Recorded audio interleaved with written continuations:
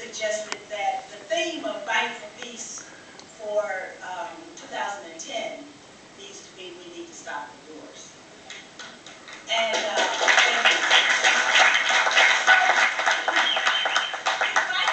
the country, and this is when I became convinced that the American people are better than our government. We are a good people. And the people in this country trust that their government is going to tell them the truth, that the media is going to tell them the truth, and that they, when they go to the polls and vote, that their leaders will have told them the truth of what they're going to do in their campaigns. Well, sadly, it's not the case.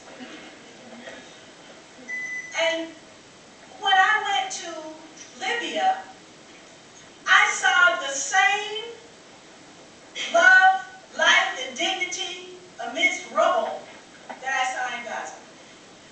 I was there when NATO decided that they wanted to intensify their bombing because the Libyan people had not done what they expected, NATO expected them to do, which is rise up and throw off their government. It hadn't happened. And so NATO bombed one night, and I wrote a piece called The Feast of Blood, because that's what it was. But that was only the bombing at night. When that didn't work, then NATO decided that they would bomb morning, afternoon, evening, and night, around the clock. And one day, from 11 a.m. to 11:30 p.m., we counted 89 bombs falling in Tripoli. And of course, Tripoli was not the front. Tripoli was not a war zone. There's an embargo. So they wouldn't allow food, medicine, or fuel to come in. So the people were being punished. There's targeted assassination. When the Admiral Locklear admitted that one of the missions of NATO was to kill Muammar Gaddafi. Since when does the United States engage in targeted assassination? 1776. Yes, you're absolutely right. All the time.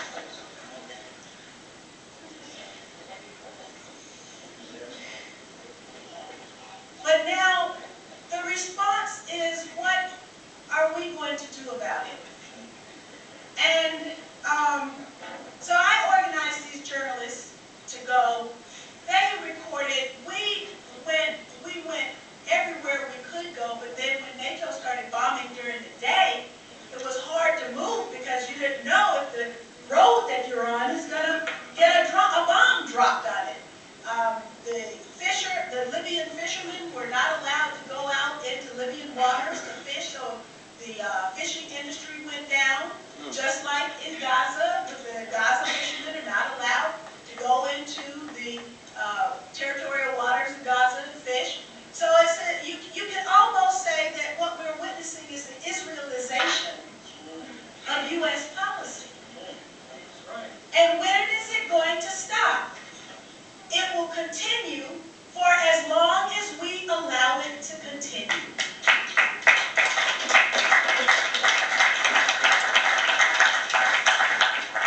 During the question and answer time, I will be able to talk to you about more specifics.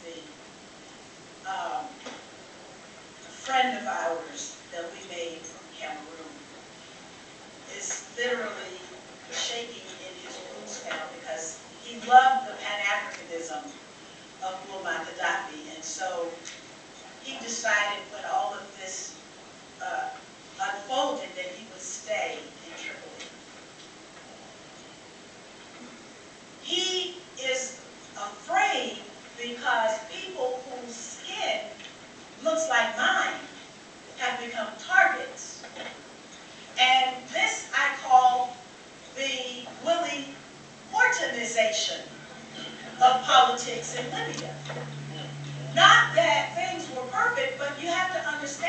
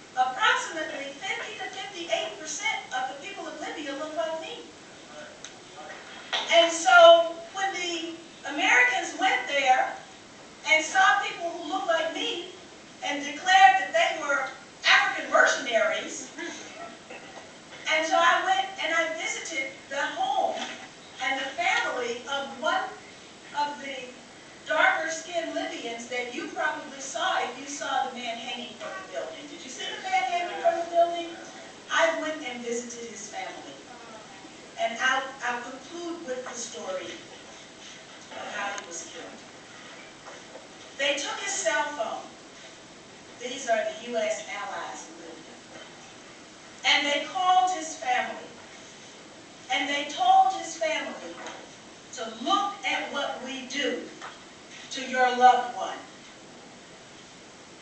Look at it on Al Jazeera, and then tuned in, and they saw their loved one tortured and then murdered. This is what happens in war. And that's why I have joined with a group of people who say that war itself is a crime. You are fortunate here in that you have, as your U.S. representative, Dennis Kucinich. Dennis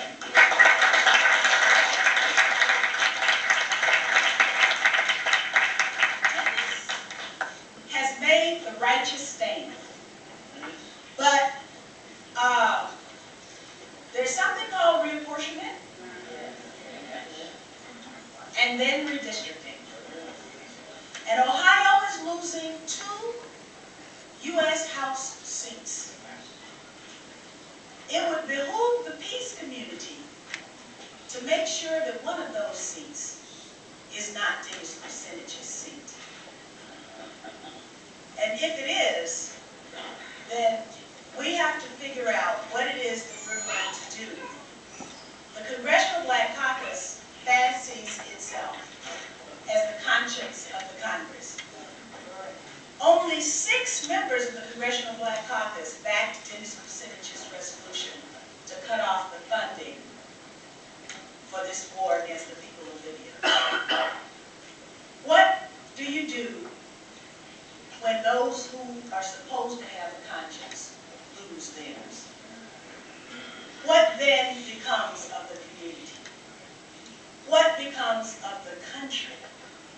These are the serious questions that we need to ponder, because our political behavior must change.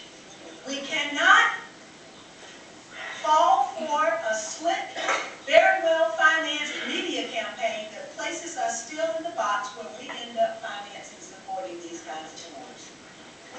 I will conclude my remarks by thanking you for organizing this tour. And I know that there's going to be a donation collected, and that's because the members of the delegation that we took, we put all of those expenses on the credit card. So thank you for helping us.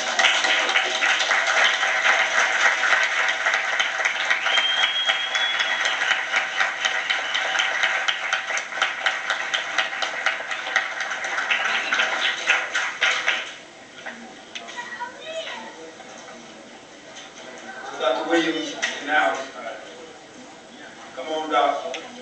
Come on out there to this. Put this in, this is just a few minutes, this is the 2 minutes, the demonstration in Zambia, South Africa, in terms of doing the second thing that we are doing here to show you that this is international. And we got the basket, and by all means, what my sister was saying on that tour, asking people, asking you, please contribute to help get this information out.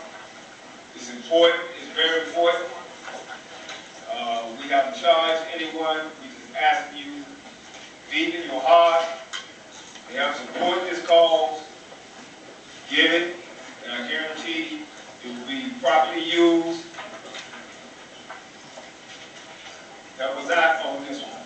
So I'm going to wait till Doc what you do. And don't leave, because the question and answer, we will close out with my brother, Ed Porter, and we will close out. This is the holy month of Ramadan, and we will close out in a prayer.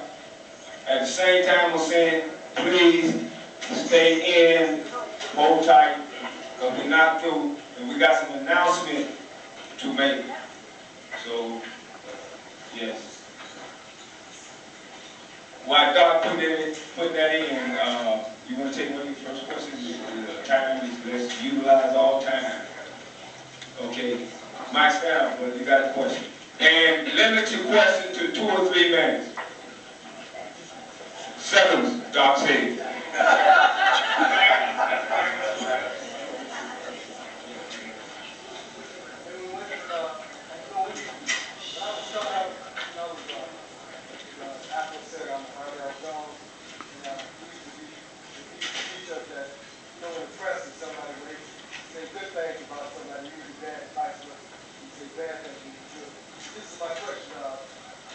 whenever you talk about Cuba, it seemed like Russia was always there to counter that out. Like they wanted to attack, they wanted to attack the different countries because of Russia. So what are Russia playing? I mean, are they lockstep with the United States and they don't know how to take over these countries? What are Russia saying now? Well, that actually is a very good question. At that time, of course, that you're referring to, it was called the bipolar world, where you had the Soviet bloc and you had the Western bloc. And now you've had the dissolution of the Soviet Union, and Russia has its own issues that they are dealing with. There are many people who were surprised by two things, actually, with respect to Libya. One is that there were 3 African states on the Security Council, and they all voted yes on Resolution 1973. In addition, you didn't get a veto from either Russia or China that have the ability to cast a veto. And so your question is right on point. What about Russia? I would extend that to say, what about China as well? Because the Great Man-Made River, which is an aquifer that was discovered underneath the Sahara Desert by in collaboration with the Chinese, and so now the Chinese that have been making tremendous inroads all over the African continent. And of course, we also still have Cold Warriors who are advising U.S. foreign policy, like, for example, Zbigniew Brzezinski. And Zbigniew Brzezinski is a Cold Warrior. We have to beware of these people who are Cold Warriors because they would have us believe that both Russia and China are our enemies, and that therefore U.S. policy has to be to counter them at every move, to actually neutralize them in the political arena. So the very aggressive actions at, for example, NATO expansion. As far as I was concerned, I received a phone call from Rabbi Michael Lerner. This was back in 2002, I believe. I can't remember now. I've been targeted so many times. One of those elections, and Rabbi Lerner wanted me to agree to the inclusion of Israel in NATO. And my response was, you don't know me because I don't believe in NATO. NATO is an anachronism. It was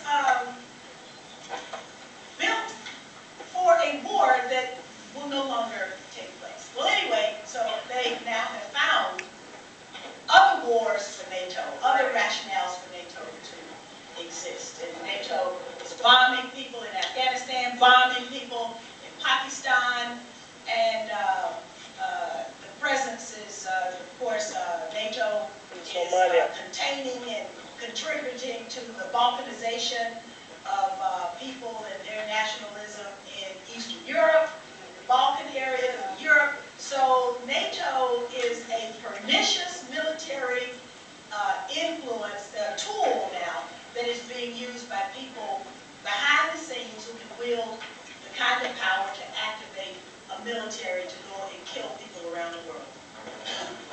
We're going to show these 2 minutes before we start the okay, we're going to take another question. I'd like to know, what is your sense about AFRICOM in terms of the balkanization, recolonization of Africa? Because right now there seems to be an initiative to replicate NATO, the North Atlantic Treaty Organization, in terms of Africa, and pitting African people against each other and funding that in terms of hegemony. So what is your honest reflection, and would you care to elaborate on that? Yes, AFRICOM. Here's the thing. You know, Ron Dellums is a pacifist, and Ron Dellums, at least according to what he told me, when he decided to leave the Congress and he left the House Armed Services Committee, and he and Pat Schroeder then supported my acceptance onto that committee so that there would be a continuation of a peace voice on the champion of the creation of AFRICOM. I don't think he realized what that really meant. I think he thought that he would always be around to guide a positive policy, but now we've got a negative policy, we've got a pernicious policy. And the real estate that Libya occupies is very valuable geostrategically anyway. And of course there were military bases there from the United States and Britain that were kicked out by Muammar Gaddafi. And, you know, from the halls of Montezuma to the shores of Tripoli.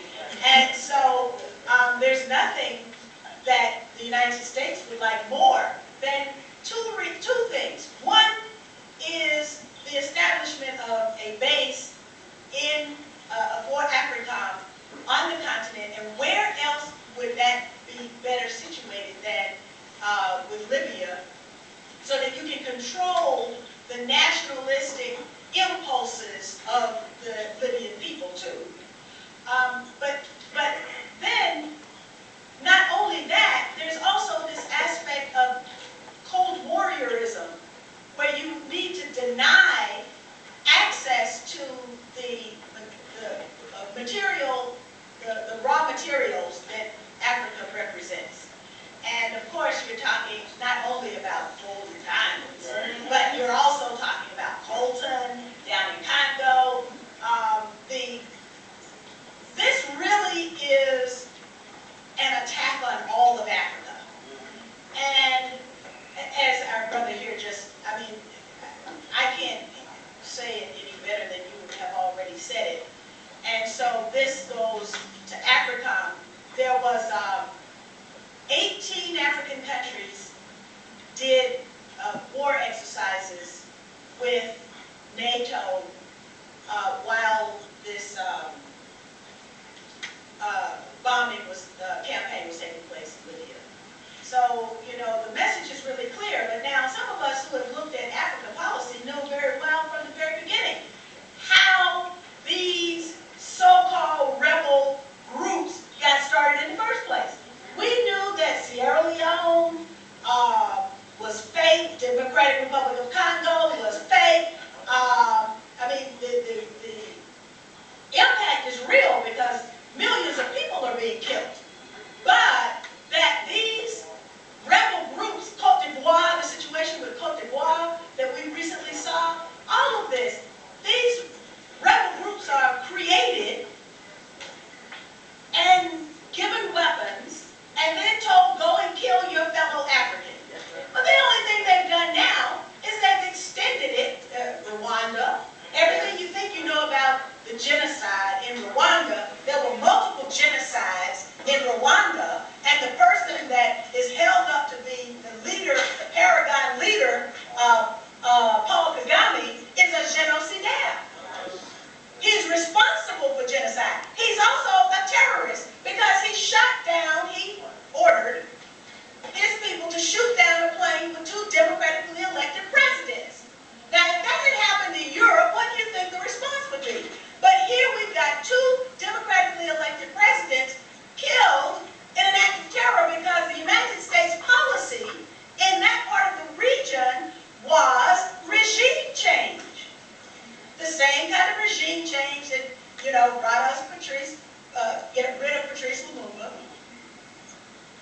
The same kind of regime change that's represented in a document that I found stamped by the CIA dated May 11, 1965 that said somewhere at the top there must be a Negro who is clean, who can step into the vacuum of chaos once Dr. King is either exposed or assassinated. Now that is a CIA document that was uncovered by my staff as we were going through our counterintelligence program stuff. Regime change on Black America, regime change on Africa, Asia, and even Europe if you go into Operation Gladio.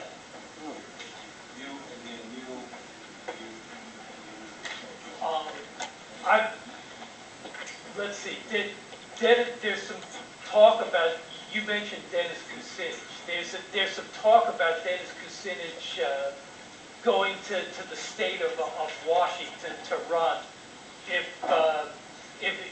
they rip him off by taking his district away from him. It's like... They're not taking the district away from him. Yeah, They're taking that district away from us. Okay. Because he's our voice Okay, in Washington. okay, okay, from us, okay. Yes. But now, I was thinking, have you considered running in a progressive district so you could get reelected and so that we could hear your very good voice in Washington again? Because we miss it. Thank you for that.